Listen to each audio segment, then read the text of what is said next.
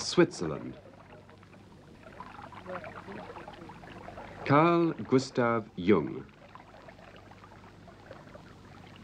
born in 1875.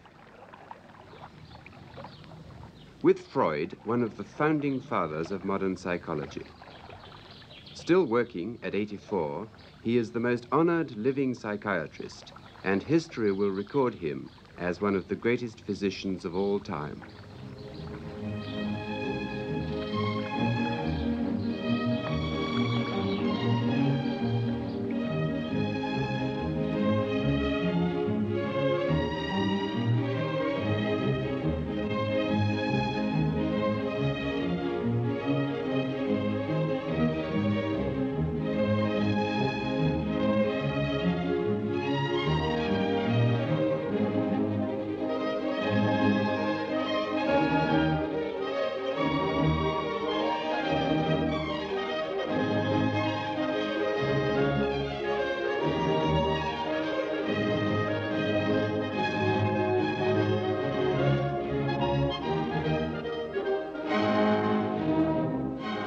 Professor Jung, how many years have you lived in this lovely house by the lake at Zurich?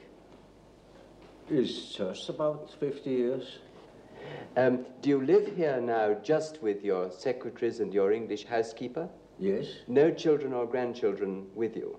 Oh, no, they don't live here, but I have plenty of them in the surroundings. Do they come to see you often? Oh, yes. How many grandchildren have you? Oh, 19. And great-grandchildren? I think 8, and I suppose one is on the way. And do you enjoy having them? Well, of course it's nice to feel such a living crowd out of oneself. Are they afraid of you, do you think? I don't think so. If you would know my grandchildren, you wouldn't think so. What? They steal my things. Even my hat that belongs to me, they stole the other day. Now, can I take you back to your own childhood? Do you remember the occasion when you first felt consciousness of your own individual self? That was in my 11th year. There I suddenly, on my way to school, I stepped out of a mist. It was just as if I had been in a mist, walking in a mist, and I stepped out of it, and I knew I am what I am. And then I thought, but what have I been before? And then I found that I had been in a mist, not knowing to differentiate myself from things. I was just one thing among many things. Now, was that associated with any particular episode in your life, or was it just a normal function of adolescence? Well, that's difficult to say. As far as I can remember, nothing had happened before that would explain this sudden coming to consciousness. You hadn't, for instance, been quarreling with your parents or anything? No. No. What sort of religious upbringing did your father give you? Oh, we were Swiss Reformed. And did he make you attend church regularly? Oh, well, that was quite natural. Yes. Everybody went to church on Sunday. And did you believe in God? Oh, yes. Do you now believe in God? Now? Difficult to answer. I know. I don't need to believe. I know. Well, now, you've told us that we should regard death as being a goal. Yes. And that to shrink away from it is to evade life and yes. make life purposeless. Yes. What advice would you give to people in their later life to enable them to do this when most of them must in fact believe that death is the end of everything? Well, you see, I have treated many old people, and it's quite interesting to watch what the unconscious is doing with the fact that it is apparently threatened with a complete end. It disregards it. Life behaves as if it were going on. And so I think it is better for old people to live on, to to look forward to the next day, as if he had to spend centuries.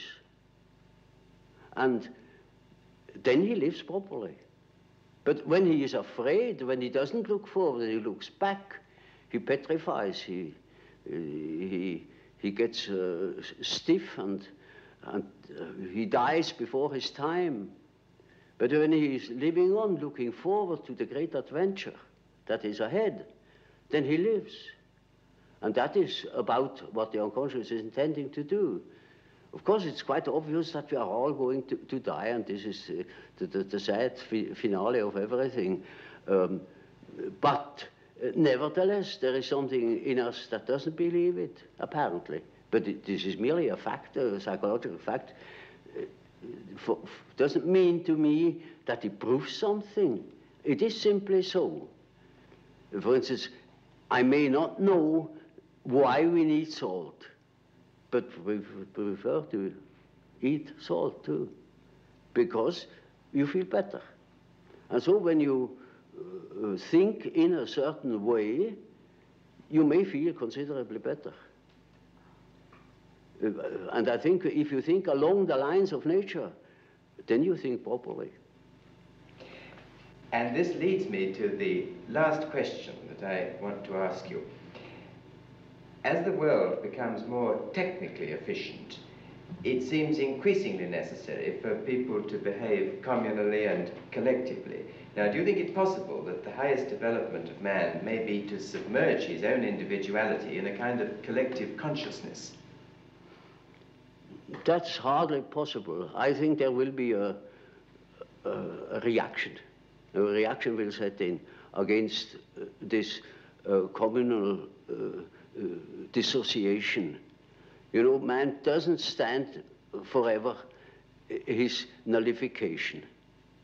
Once there will be a reaction, and I see it setting in. You know, when I think of my patients, they all seek their own existence, and to assure their existence against that complete atomization into nothingness or into meaninglessness.